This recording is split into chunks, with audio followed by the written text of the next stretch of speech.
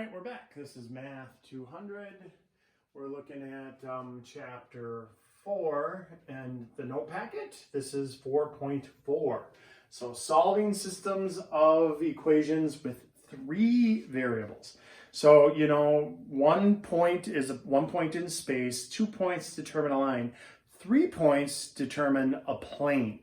So we're thinking about a plane, and now we have all these different scenarios that I printed up here, like 3 planes that never intersect, or, you know, 2 planes intersecting a third plane, or, you know, 2 parallel planes cut by a transversal plane, or this is the one that we're going to mostly be dealing with, okay, where there are 3 planes intersecting at a single point.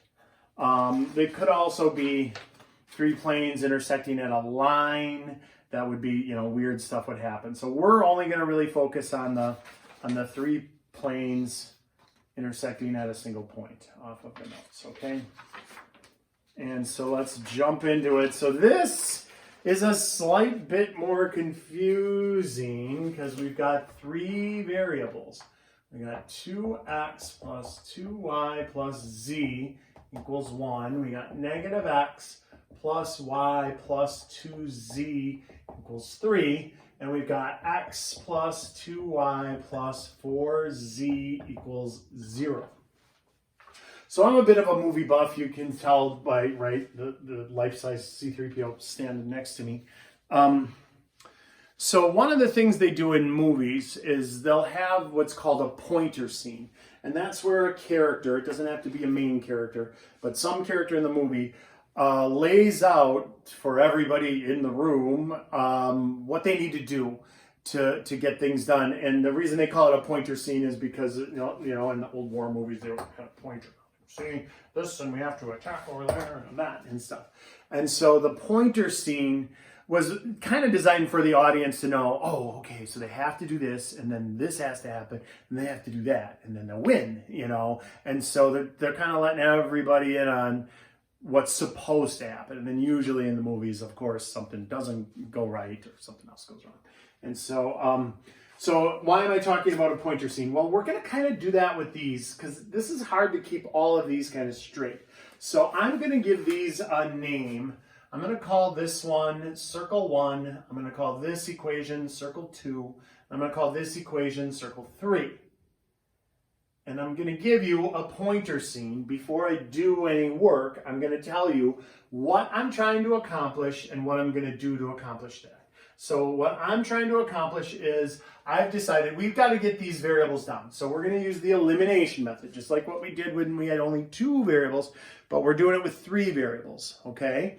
And so I want to get rid of the x's. So I'm going to use 1 and 2 and get rid of the x's. So there's my pointer scene. Get rid of x. And in order to get rid of x, I'm going to leave circle 1, that equation alone. So you're going to see that written right here in a second. And then circle 2, I'm going to add it to that one. But before I add it to this one, I'm going to take everything in this one times just 2. Because look, this is a negative x right here. So if I take it times 2, this will be 2x, and this will be negative 2x, and then the x's will go away. So I'm going to do 2 times circle 2. All right, so this is my pointer scene. That's what I'm telling you is going to happen. Now, it won't be as dramatic in movies. It's always a lot more dramatic. So look, here's 1. I just wrote that down exactly as it was, so I wasn't doing anything to that. But then 2, I'm going to multiply 2 by everything there. So I'm going to do that in my head. So 2 times negative 1, that's negative 2x. 2 times y, that's plus 2y. 2 times 2z, that's 4z. And 2 times 3 is 6. Oh, don't forget to do that number. That's the most common mistake I've seen on these kind of problems because you're so focused on this side, you forget about that. So don't forget that. Now I add straight down and look at what happens. I now have a new equation, 4y plus, remember there's a 1 there, 5z equals 7. So that is now my circle 4. That's my 4th equation. Okay, I'm going to do this again. Get rid of x. Except this time I'm going to use 2 and 3. Now you could use 1 and 2 and 1 and 3, or, you know, it's got to be one that you already used and one you didn't use, all right? I'm just sticking with 2 and 3. So now check it out. I want to get rid of x again. Don't get rid of a different variable because we need these variables to match. And then it'll look like the problems that we've already done, right? We don't have to do any more pointer scenes. Don't want to. All right, so get rid of x with 2 plus 3. Just circle 2 plus circle 3 will do the job because I have negative 1x and positive 1x. If I just add them up, they're going to go away. So I'm going to do that. I'm going to write it down exactly as it is, negative x plus y plus 2z equals 3. I'm going to write it out exactly as it is, x plus 2y 4z equals 0. And I'm going to add those straight down and look, bam, x is gone. I got 3y plus 6z equals 3. All right, and now I have a fifth equation.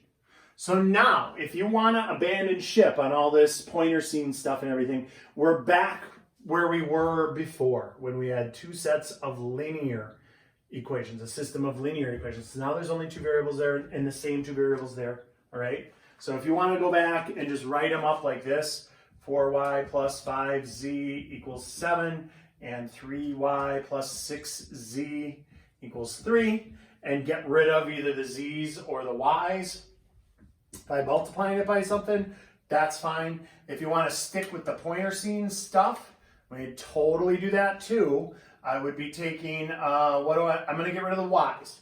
So if I were telling you what's going on, I would say get rid of y.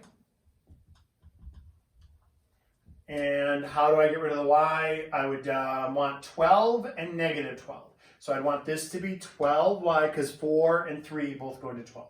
So 12y for that one, and I'd want this to be negative 12y. So now let's go back to my pointer scene. What would I have to do? Well, I would have to take the fourth equation, circle 4 times 3. So 3 times circle 4 plus, and circle 5, I would have to take it times negative 4. Negative 4 times circle 5.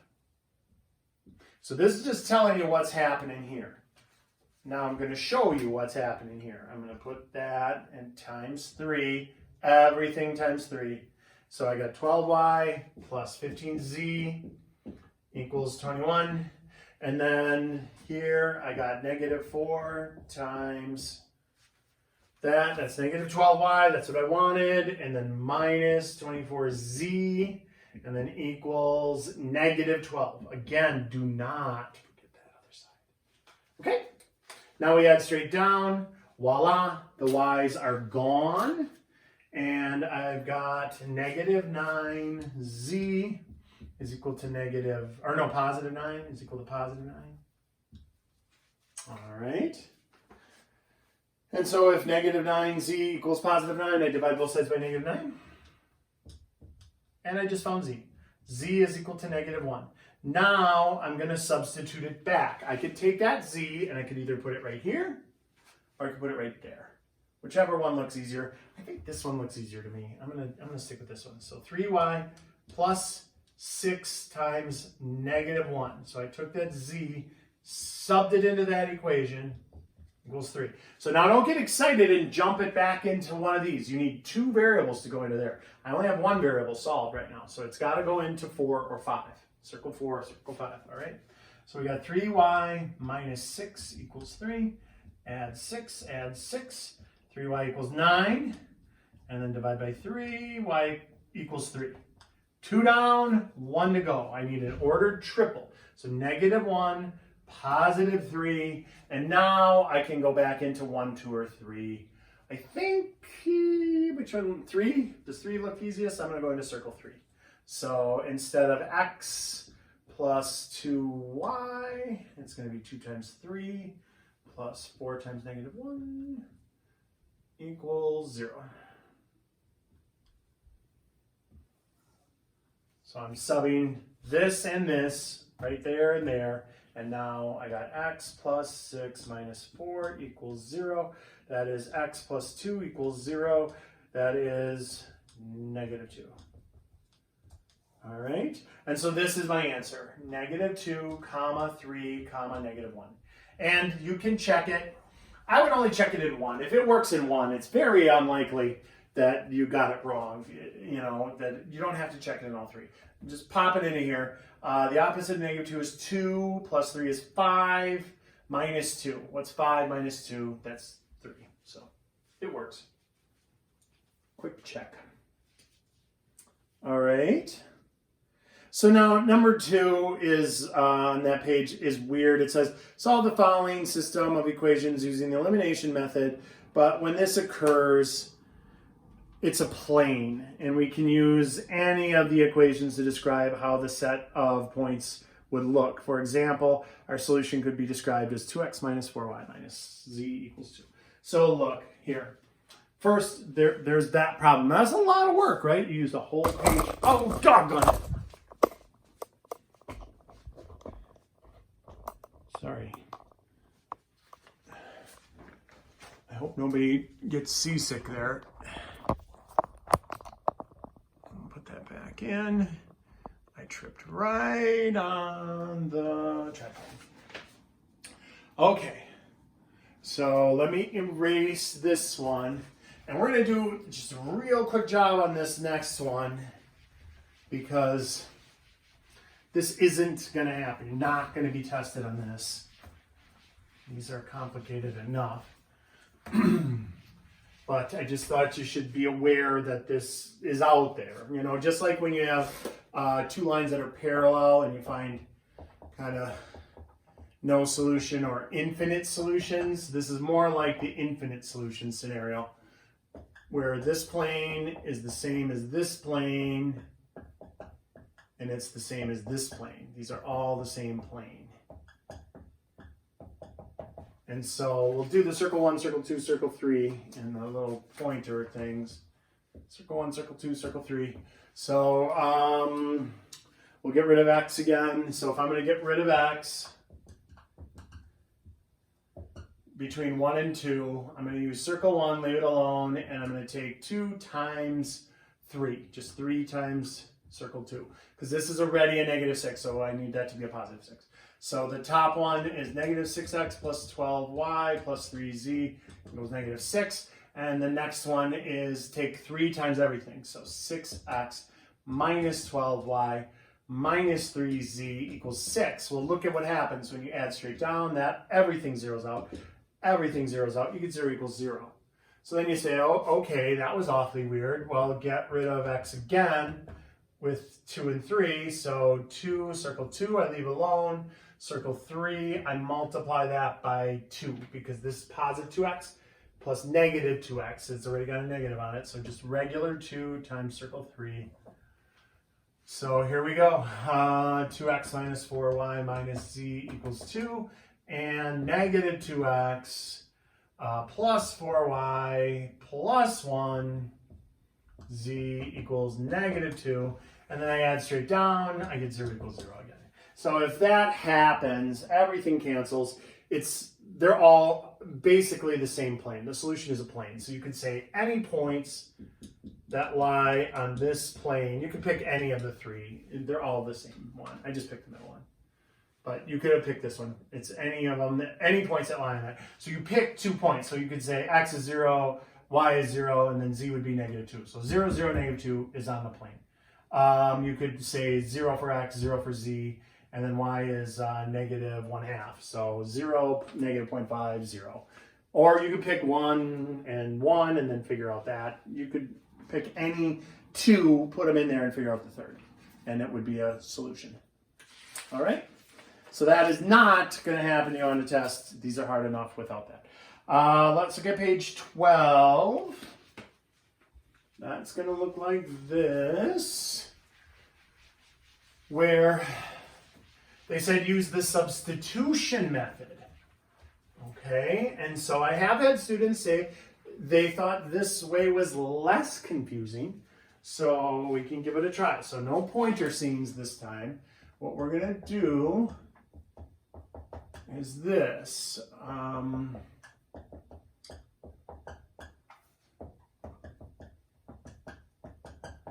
we're going to take this top one and find the easiest one to solve for is y. So solve this for y. So that just means subtract 4x from both sides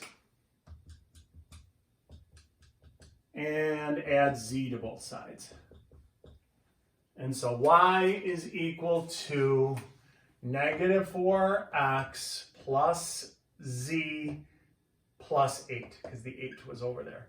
So now what you're going to do with that, solved for y, is you're going to take this and sub it in to that y and sub it in to that y. So let's see what that looks like. X minus negative 4x plus z plus 8 plus 2z equals 3. That's one of them. And then the other one is 3x minus negative 4x plus z plus 8 plus z equals 6. Okay? So, what a mouthful. So negative distributes to all three of those. So you have 1x plus 4x minus 1z minus 8 plus 2z equals 3. Combine like terms. I've got a couple of x's, that's 5x. I've got a negative 1z, a positive 2z, that's plus z minus 8 equals 3. And then we'll get the 8 over to the other side. So I have 5x plus z equals 11. That's one of my equations with just two variables. And here we go again. So 3x plus 4x minus 1z minus 8 plus 1z equals 6. And so we got the 3x and the 4x, put those together, combine like terms, 7x. Oh look, negative z and positive z, those go away. Oh, that's a lucky break. This will make it easier. Because now look, normally we would have had two, an x and a z here, but since the z's did cancel out with this substitution, we could just solve. We could solve this for x, put that in here, solve that for z, and then take those two and put it in there. So it isn't that the substitution method made it easier, it's just this problem worked out to be a little easier. So 7x is equal to 14, divide by 7, x is equal to 2. And now we can take that and put it in right there. So 5 times 2 plus z is equal to 11. So 10 plus z is equal to 11. So z is equal to 1. So 2 and 1, and then easiest one to put it in, this one. So instead of x, we're going to say 2 minus y plus 2 times 1 equals 3. All right, that's that equation, but I put in the values. All right, and so 2 plus 2 is negative y plus 4. That's 3, move the 4 over. Negative y is equal to negative 1, divided by negative 1. Y is equal to 1. So we've got 2 comma 1 comma 1. Half the story, right? If the story is 411, then half the story is 211. All right, so now 2, you can check it into any of these. If I put a 2 there, and a 1 there, and a 1 there, that's 2 minus 1 is 1, plus 2 times 1 is 2, 1 plus 2 is 3. That works. So it checks out. That's a different way to do it. I want to remind you, it wasn't tons easier because we used the substitution method. It was just easier because this didn't boil down into two variables, x and z, and then we would have had to do it again, to eliminate something. And we didn't have to because we just lucked out. All right.